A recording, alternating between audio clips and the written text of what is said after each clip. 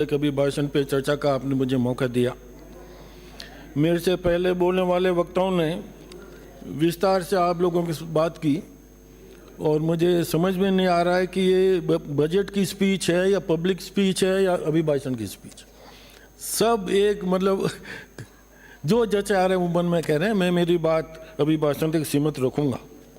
ये परंपरा है अध्यक्ष महोदय कि हर साल अभिभाषण होता है मुहिम का और गवर्नमेंट की मंशा जो है उसमें आती है।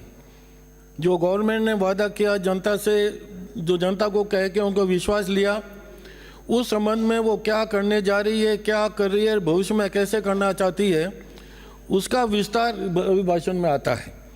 और इस अभिभाषण में कहीं भी किसी रूप में ये इनका वादा किए हुए जो भी इन्होंने काम किया 1 साल का, इसका विवरण इसमें नहीं आ रहा है। एक ही बात आ रही है कि कांग्रेस सरकार की आलोचना हो रही है और जो मेन मुख्य बात है उसको छुपाने का पूरा प्रयास किए जा रहे हैं।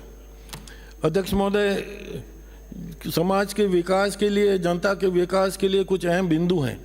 बिजली है, सड़क है, इंफ्रास्ट्रक्चर है, स्कूलें हैं। इन सब बातों पे तो विस्तार से चर्चा हो गई। मैं सीमित रखना चाहूँगा 2-3 बातों पे ही।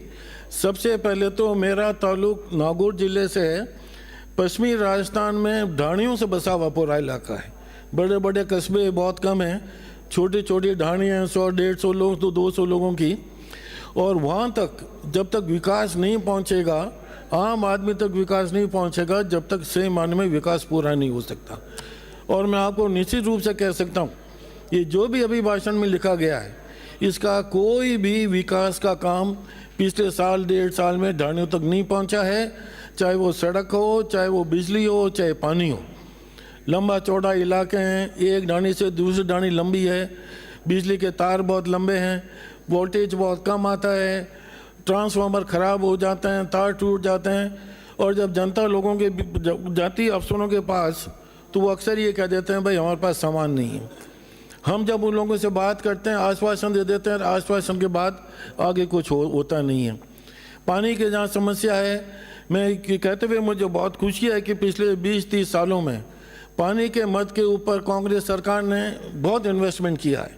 कोई ढाणी, कोई गांव ऐसा नहीं बचा होगा कि किसी न किसी रूप से पानी से जुड़ा हुआ है। और आज मुख्य काम मंत्री जी आपका यही है कि जो इंफ्रास्ट्रक्चर बना हुआ है, अगर उसको आप सही ढंग से मेंटेन कर लें तो मैं समझता हूँ लोगों को बहुत बड़ी सुविधा मिल जाएगी। और ये इतने सालों की मेहनत है, पर अभी जो पिछले साल भर से हम देख रहे हैं कि आपका जो क्रम है वो पूरा कलेप्स हो गया। आपका एडमिनिस्ट्रेशन कलेप्स हो गया। टंकियाँ सूखे पड़ी हैं, GLR सूखे पड़े हैं, पाइपलाइन लीक कर रहे हैं, बिजली के कनेक्शन कटे हुए हैं। ये हालत ऐसी हो रही है कि पीने के पानी की समस्या की बहुत बड़ी प्रॉब्लम आपके गाँव में हो रही है। और यही हाथ बिजली का है। बिजली पानी जैसी मेन सुविधा अगर आम आदमी को अपन नहीं दे सकते तो बाकी की चीज़ों को कोई सबसे मायने रखता नहीं है। अब मैं सीधा आता हूँ आपके स्वास्थ्य सेवाओं पे। हमारे जिले के मंत्री जी यहाँ नहीं हैं, पर हमने 25 लाख तक का पूरा मेडिकल का जो खर्चा था वो हमारी सरकार में चिरंजीवी योजना के तहत में किया था। अब उस स्कीम का नाम बदल दिया और इतनी कॉम्प्लिकेट कर दी आपने स्कीम को, इतनी कागजी कार्रवाई कर दी, इतनी फॉर्मेलिटीज इसमें कर दी कि आदमी जितना लाभ लेना चाहता है उतना लाभ नहीं ले पाता। दवाइयाँ नहीं हैं, आउटडेटेड दवाइयाँ हैं, इतनी भीड़ लगती है हॉस्पिटल्स में, लंबी लंबी क्यू लगती है कि आदमी को सुविधा लेने के लिए लगभग पूरा दिन लग जाता है। स्टाफ नहीं है, नर्सिंग स्टाफ नहीं है, डॉक्टर्स टाइम पे आते नहीं हैं। कभी कभी तो जनता हमको फ़ोन करके कहती है कि साहब डॉक्टर नहीं है, वो बैठे चाय पी रहे हैं, वो अंदर नहीं आ रहे, हम फ़ोन करना पड़ता है। तो मेरा आपसे ये निवेदन है कि इसको एडमिनिस्ट्रेशन को चुस्त कीजिए। हमने भी इसमें बहुत मेहनत की है। कांग्रेस सरकारों ने 30, 40, 50 साल में बहुत शानदार इंफ्रास्ट्रक्चर तैयार करके दिया है। इसको आप मेंटेन करेंगे तो निश्चित रूप से जनता को फ़ायदा मिलेगा। अध्यक्ष महोदय, कुछ मुद्दे ऐसे हैं जो आपके माध्यम से मैं रखना चाहता हूं, जो सरकार को भी चिंता होनी चाहिए और हमको भी चिंता है। जब तक दोनों मिलके, पूरी विधानसभा मिलके इन पर चिंतन नहीं करेगी, जब तक अपने देश के, अपने प्रांत के भविष्य के बारे में अपन ज़्यादा कुछ नहीं कर सकेंगे। ये जो ड्रग्स का मामला है, ये MD जो है बाड़मेर से लेकर ठेठ बॉर्डर एरिया बीकानेर और गंगानगर तक ये जो मामला बना हुआ है दिन ब दिन बहुत बिगड़ रहा है। आप हाईवे पे, किसी भी ढाबे पे, किसी होटल पे, किसी भी आप चले जाइए, खुले ड्रग्स मिल रहे हैं। पुलिस कोशिश भी करती है, ये नहीं कि वो रेड नहीं मारती है, पर इतनी मिली भगत है कि वो रेड मारते हैं, उसके पहले सूचना मिल जाती है और वो अपना सारा सामान ठिकाने लगा देते हैं। और इतने सालों से इस बात को हम देख रहे हैं और ये इतना गंभीर विषय है कि आपको हमको सबको बैठ के इस विषय में चिंतन करना चाहिए कि अपने आगे आने वाली पीढ़ी को अपन क्या दे के जाएंगे। अगर वो इस ड्रग्स में अगर आ गई तो आप न माने अपना समाज का, प्रांत का क्या भविष्य होगा। लॉ एंड ऑर्डर की सिचुएशन है सभापति महोदय, लॉ एंड ऑर्डर भी ये ड्रग्स है, मतलब लिंक है इसका। जितने भी डकैती हो रही हैं, रेप हो रहे हैं, बलात्कार हो रही हैं, रंगदारी हो रही हैं, ये बेसिकली ड्रग्स ओरिएंटेड लोग हैं, ये ज़्यादातर कर रहे हैं। और अनएम्प्लॉयमेंट है, नौकरी मिल नहीं रही, काम मिल रही है, सोर्स ऑफ इनकम है नहीं। तो इतने गंभीर विषय के ऊपर आप सबको असेंबली में, आपको विपक्षी सरकार को मिलके इसका कोई ना कोई लॉन्ग टर्म प्लानिंग या कोई ना कोई लॉन्ग टर्म इसका समाधान निकालने की बहुत आवश्यकता है। मुझे उम्मीद है कि अपन इसके ऊपर कुछ करेंगे और मुख्यमंत्री जी अपने संबोधन में इसके संबंध में कुछ हमें मार्गदर्शन देंगे। अध्यक्ष महोदय, रूरल एरिया में बड़े बड़े इंडस्ट्रीज लग रही हैं, सीमेंट के ब्लॉक्स अभी ऑक्शन हुए हैं, हज़ारों करोड़ रुपए की गवर्नमेंट की इनकम हुई है, बड़े बड़े सीमेंट के प्लांट कुछ लग गए, कुछ पाइपलाइन में है। पर ये लगने के बाद में जो पोल्यूशन क्रिएट हो रहा है, उद्योग मंत्री जी यहाँ नहीं है, आप टीम भेज के स्वयं देख लीजिए।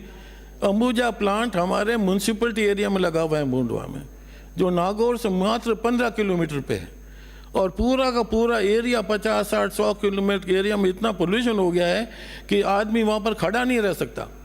बच्चे, बूढ़े, औरतें, प्रेग्नेंट वुमेन जो है, उनको इतना ख़राब हो रहा है उनका सिस्टम कि सांस लेना मुश्किल हो गया।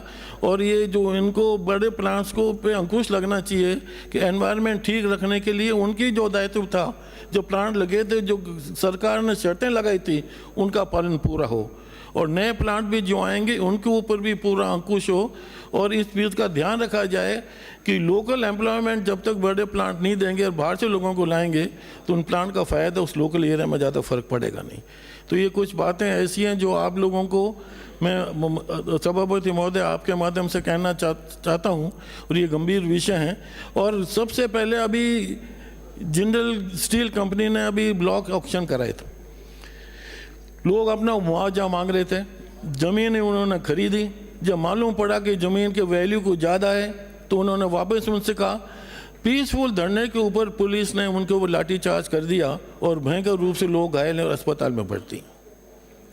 इसलिए ये एडमिनिस्ट्रेटिव प्रॉब्लम्स हैं, जो बाकी की प्रॉब्लम्स तो होती हैं, बड़े टारगेट्स तो मीट होते रहेंगे, पर रोज़मर्रा ज़िंदगी में जो रोज़मर्रा आदमी को दिक्कत और परेशानी होती है, उसमें भागीदारी आपका हमका हमारा बनना बहुत आवश्यक है। और मुझे उम्मीद है कि आप लोग इसके ऊपर कुछ ध्यान देंगे ताकि अपन एक नई दिशा में राजस्थान लेके जा सकें। मैं अध्यक्ष महोदय, पीने के पानी की समस्या है और ये काश्तकार की सबसे बड़ी समस्या, ये जो मुआवजा है काश्तकार को जो मिलता है, इसमें भी बहुत बड़ा घपला है, लोगों को मुआवजा नहीं मिल पा रहा है। एमएसपी के ऊपर खरीद भी नहीं हो पा रही है। राज्यपाल महोदय ने इसके ऊपर कहा भी अभी भाषण में, लोग अपना अनाज लेके जाते हैं मंडी में, कई दिनों तक वहाँ खड़े रहते हैं, ये डॉक्यूमेंट लाओ, वो डॉक्यूमेंट लाओ, पर हेक्टेयर क्या कॉस्ट है, पर बीघा क्या कॉस्ट है, उसके बावजूद भी कोई ना कोई निकाल के इनके जो सही दाम है उनको नहीं मिलते, और दाम तय करने के बाद भी कई महीनों तक इनको पैसा नहीं मिलता। ये बड़ा अन्याय हो रहा है। 60-70% लोग खेती में इन्वॉल्व हैं, चाहे वो आपके वोटर हों चाहे हमारे वोटर हों। जब तक गांव का आदमी खुशहाल नहीं होगा और उसको हक नहीं मिलेगा, जब तक मैं समझता हूँ ये देश और ये प्रांत आगे नहीं बढ़ सकता। इन्हीं भावनाओं के साथ आपने मुझे बोलने का मौका दिया अध्यक्ष महोदय, बहुत बहुत आभार आपका। श्री जयदीप